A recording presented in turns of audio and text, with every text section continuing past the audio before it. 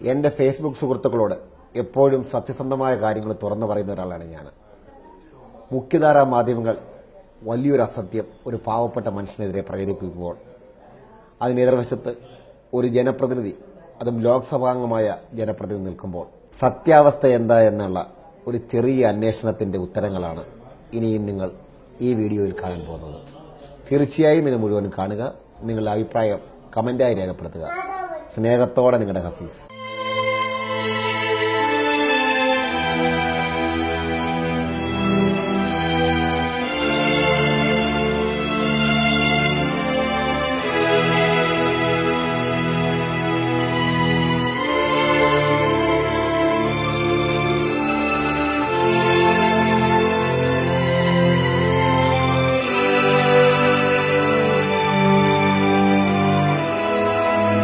Harvest ടിവിയുടെ ഈ special പ്രോഗ്രാമിലേക്ക് ഏവർക്കും സ്വാഗതം. ഇന്നലെയും ഇന്നുമായി വാർത്താമാധ്യമങ്ങളിൽ വന്ന ഒരു വാർത്തയാണ് ബന്ധുവിന്റെ പ്രശ്നത്തിൽ മധ്യസ്ഥതയ്ക്ക് പോയ MP കൊടിക്കുന്നിൽ സുരേഷിന് കല്ലേറേറ്റു. ഈ സംഭവത്തോട് അനുബന്ധിച്ച് രണ്ടുപേരെ പോലീസ് കസ്റ്റഡിയിലെടുത്തു എന്ന വാർത്തയും വന്നു.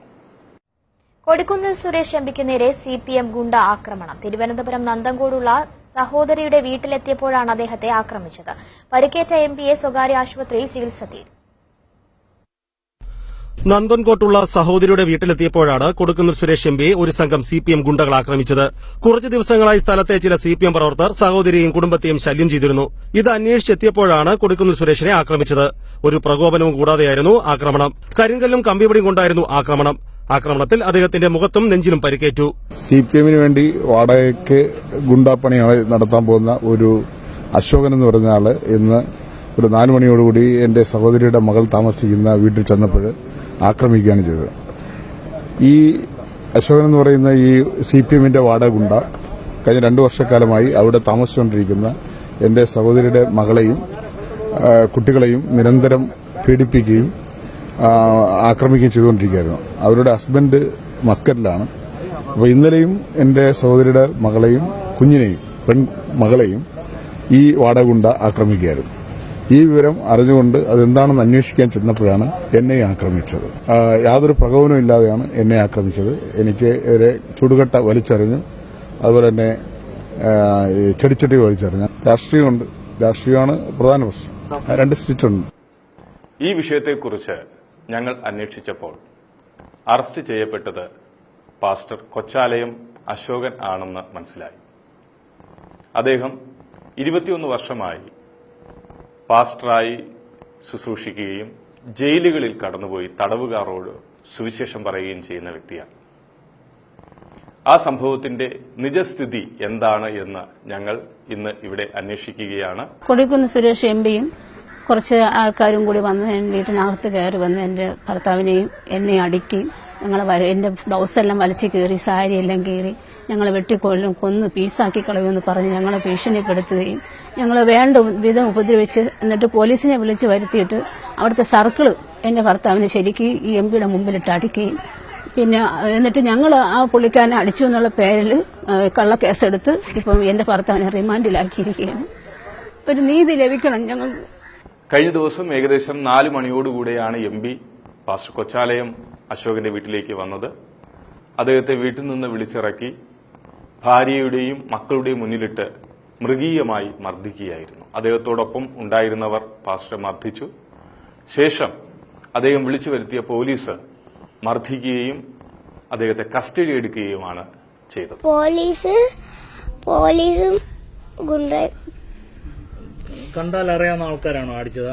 ആരാ അടിച്ചത്? ഗുണ്ട വന്നാണ് ആദ്യം അടിച്ചത്. ഏത് കളർ ഉടുപ്പായിരുന്നു ഇട്ടിരുന്നേ? വൈറ്റ്. വെള്ള? എല്ലാരും വെള്ളയായിരുന്നു ഇട്ടിരുന്നേ? പേരെന്തോണെന്ന് അറിയാമോ? ഇല്ല. കണ്ടാ അറിയാമോ? അവരെന്തൊക്കെ ചെയ്തു പാപ്പനെ? പാപ്പനെ അടിച്ച് ഏത് പാസ്റ്ററിനൊക്കെ ചോദിച്ച്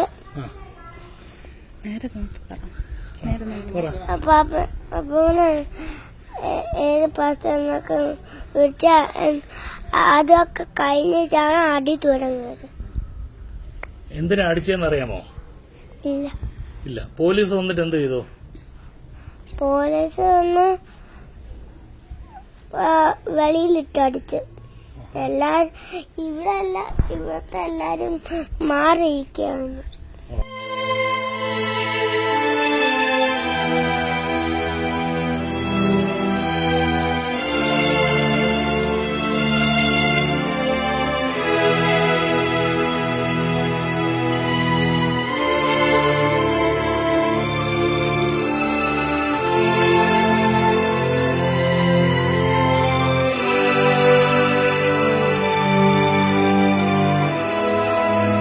മാവേലിക്കര MP എന്തിനാണ് ഇങ്ങ് തിരുവനന്തപുരത്ത് ഒരു വാടക വീട് ഒഴിപ്പിക്കുവാനായിട്ട് വന്നത്? ആ വീടിന്റെ ഉടമസ്ഥർക്കോ നാട്ടുകാർക്കോ പാസ്റ്റർ കൊച്ചാലയം അശോകനുമായിട്ട് ഒരു പ്രശ്നവുമില്ല. എല്ലാവരുമായിട്ട് അദ്ദേഹം വളരെ സൗഹൃദത്തിലാണ് മുമ്പോട്ട് പോകുന്നത്. എന്നാൽ അദ്ദേഹത്തെ വളരെ മാരകമായി പോലീസും MP-യും ആക്രമിച്ചു എന്നാണ് നമുക്ക് മനസ്സിലാക്കാൻ കഴിയുന്നത്. ഈ സംഭവത്തെക്കുറിച്ച് നാട്ടുകാർ എന്താണ് പറയുന്നതെന്ന് നമുക്ക് ശ്രദ്ധിക്കാം. ഈ പാസ്റ്ററുടെ സംഭവം ഞാൻ നേരിൽ കണ്ടത്, കൊടിക്കുന്നിലിന്റെയും ഈ പ്രശ്നം നേരിൽ കണ്ടതാണ്, ദൃക്സാക്ഷിയാണ്.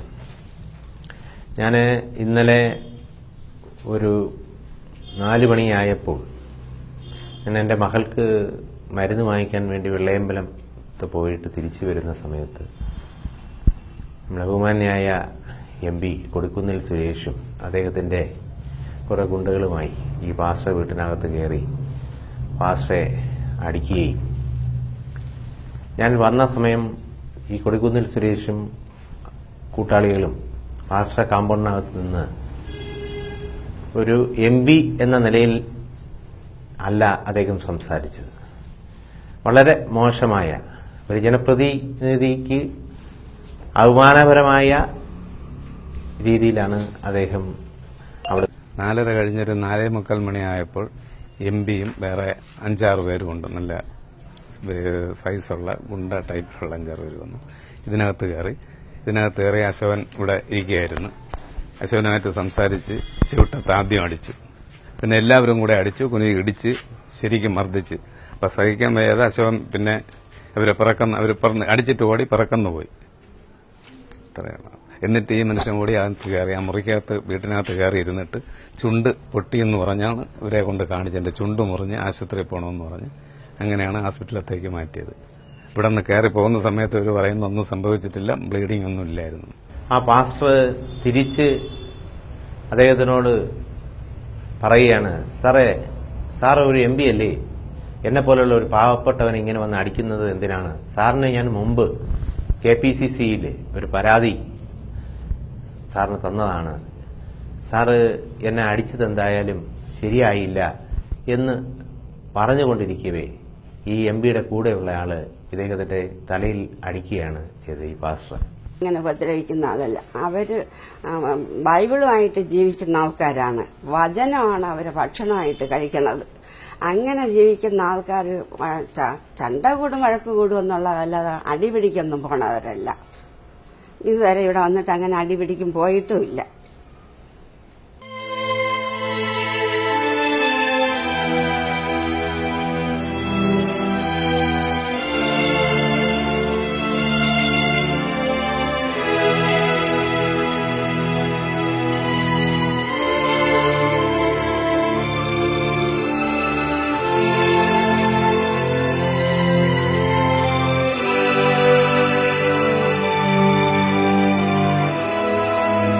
കഴുത്തിലൊരു ഓപ്പറേഷൻ നടന്നു, അതിന്റെ എല്ലാം കംപ്ലൈന്റ് ഉണ്ട്. ഒട്ടും വയ്യാത്തൊരാളാണ്. ഒരാളെ അടിക്കാൻ പോലും അത്ര ശക്തിയുള്ള ആളല്ല. അത്ര വയ്യാതെ ഇപ്പം തന്നെ ഈ കിഡ്നിക്കകത്ത് കല്ലിന്റെ പ്രശ്നത്തിൽ ഇപ്പം ട്രീറ്റ്മെന്റ് നടന്നുകൊണ്ടിരിക്കുകയാണ്. അങ്ങനെ വീട്ടിനകത്ത് ഇരുന്ന് ജോലിക്കൊന്നും അധികം ഇപ്പോൾ പോവാതെ വീട്ടിനകത്ത് ഇരിക്കുകയായിരുന്നു. ആ സമയത്താണ് ഈ അടി എത്രയും അടിച്ചത്. MP-യും ഈ സർക്കിളും കൂടി വന്ന് ഞങ്ങളെ മുമ്പിലിട്ടാണ് ആ സർക്കിൾ എൻ്റെ ഭർത്താവിന് ഇത്രയും അടി അടിച്ചത്. അത് സഹിക്കാൻ പറ്റിയില്ലായിരുന്നു എനിക്ക്. അങ്ങനെ ഞാൻ ബോധം കിട്ടി വീട്ടിനകത്ത് കിടന്നപ്പോഴാണ് പോലീസുകാർ വന്ന് വീട് വാതിൽ ചവിട്ടി തുറന്നാണ് എന്നെ വന്ന് പിടിച്ചോണ്ട് പോയത്.